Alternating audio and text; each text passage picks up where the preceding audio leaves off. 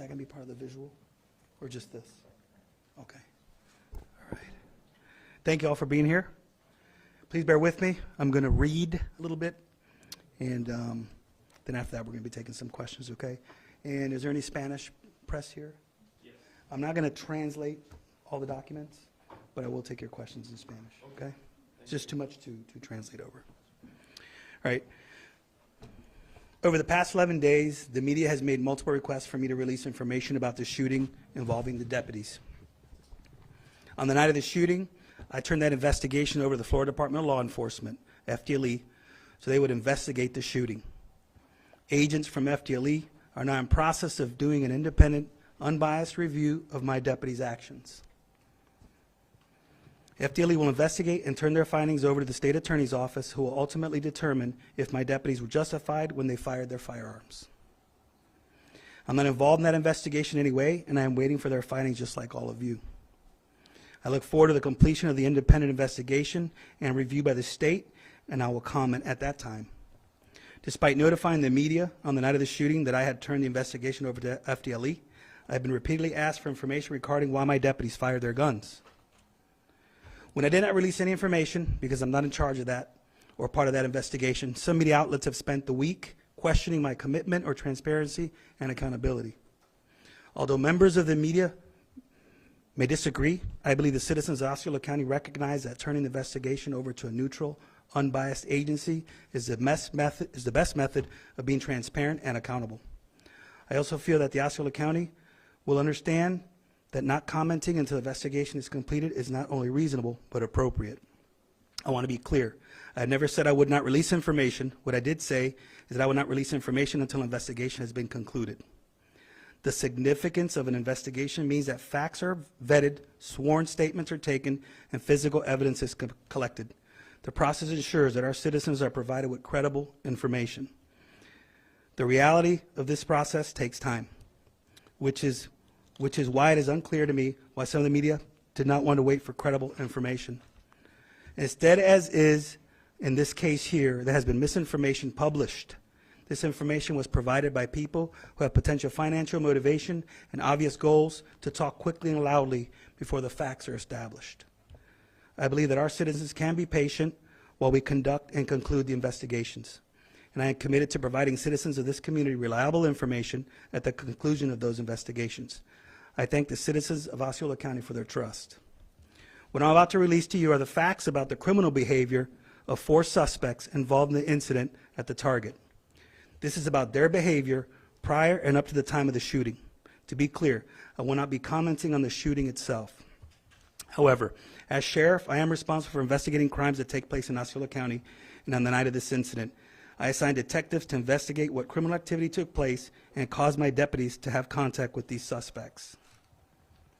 The following facts are based on the sworn testimony and physical evidence of a concluded investigation. On April 27th, several Osceola County Sheriff's Office detectives were in the area of the Target on West Earl Bronson Memorial Highway. They were there because they were attending a pre-scheduled training. The first portion of the training consisted of classroom work.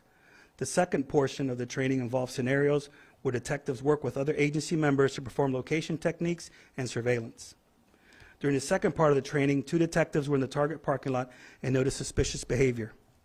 A black Audi caught their attention because they noticed the vehicle's license plate was concealed by a piece of paper. They then watched the vehicle back into a handicap spot. As the detectives looked on, a couple of males from the vehicle concealed their faces with potential COVID masks and then pulled down hooded sweatshirts over their foreheads. There were 4 males in the vehicle at that time. They were later identified as Jaden Baez, the driver, Joseph Lowe, front seat passenger, Michael Gomez, rear driver's side passenger, and a juvenile who was seated in the rear passenger side. After seeing this clearly suspicious behavior, the training was concluded and detectives were instructed to respond to the Target to gear up. Gear up is a term used to ensure that deputies put on their agency-issued tactical vests with the word sheriff, their agency-issued uniforms with them, and have their standard police equipment available if needed.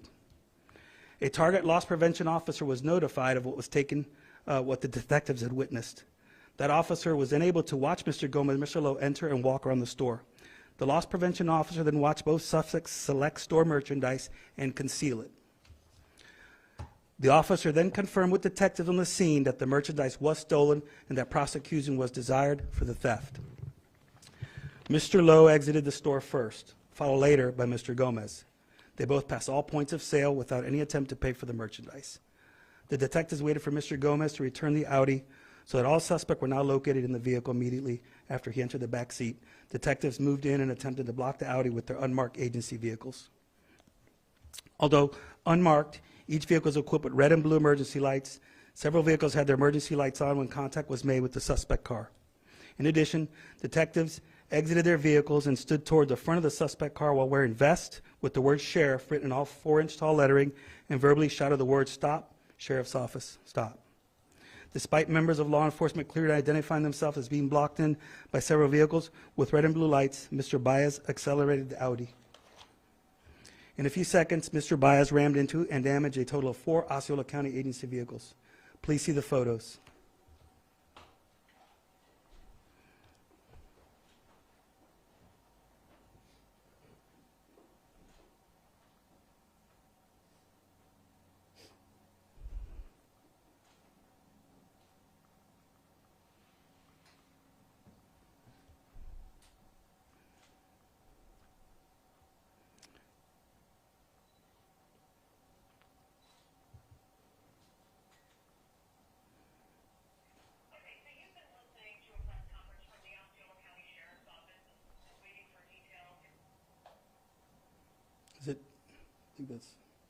You just pause it for a second.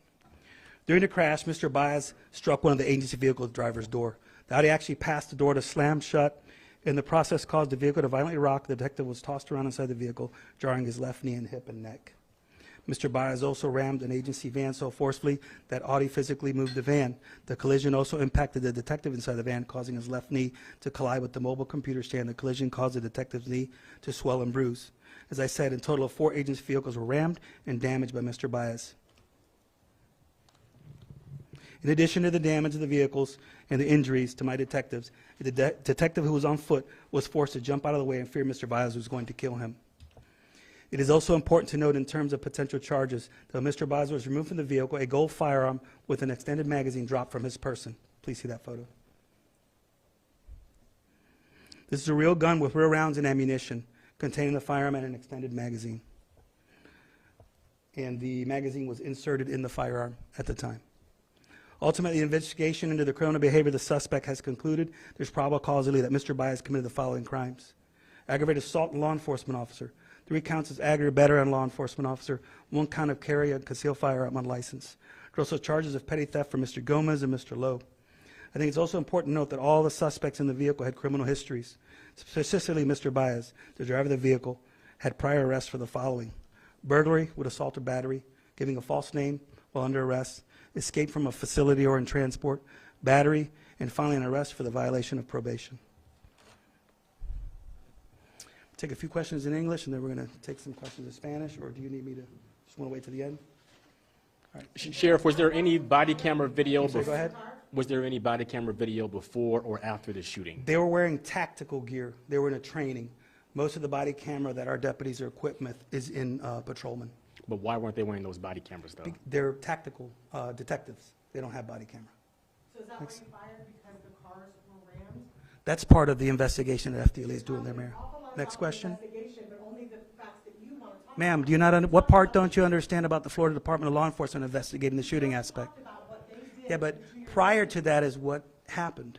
Anybody else has another question? Sheriff, there's nothing in the law that prevents you from discussing details about why these shootings took place. Whenever you turn an investigation over to another department, you got to let them do their investigation. That's part of that transparency aspect. So they'll have do a complete thorough investigation and not think, but that's how we do it here.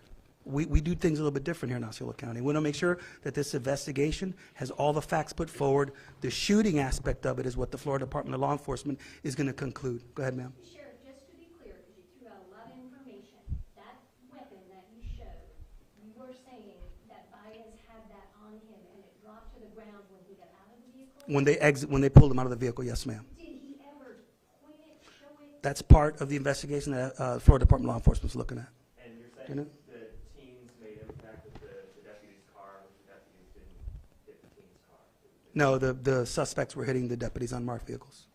Señor, una pregunta en español. Bueno, en español, si puedes explicar en qué punto escaló toda esta situación. Eso es lo que ¿Por qué te... dejaron que saliera si lo estaban vigilando? el problema es que, okay, vamos a ver, lo que escaló a esta posición es cuando ellos solo hicieron un simple robo, pero cuando ellos salen y se meten en el carro, el individuo empezó a darle golpe a los policías. Eso es lo que escaló con la criminal de felonies que enhanzó. Y también no los pudimos detener antes de salir de la tienda, porque los dos salieron en diferentes tiempos. So queríamos agarrarlos todos, a los dos individuos, más los individuos que estaban en el carro. Una más. Hold on, I'm doing Spanish right now. Esos agentes que estaban en el entrenamiento, ¿puedes hablar un poco de ellos? Hay una ley que se llama Marsy's Law que los protege a ellos. Todos los que están envueltos en incidentes están protegidos hasta porque ellos son víctimas de un crimen. O sea, ahora el Departamento de Florida Law Enforcement, ellos van a investigar esa parte del incidente y enseguida que ellos concluyen eso, nosotros vamos a hablar y opinar de eso. Sheriff, did I'm done. the deputies at all see the gun? El momento en el cual los agentes supieron que este joven estaba armado, ¿puede hablarnos sobre ese momento? No, pero esa es parte de la investigación que está haciendo el Florida Department of Law Enforcement. Entonces, cuando él salió del carro, vieron que... Lo sacaron del carro y ahí es cuando se le cayó el arma de fuego. Sheriff, any video from Target or any other nearby store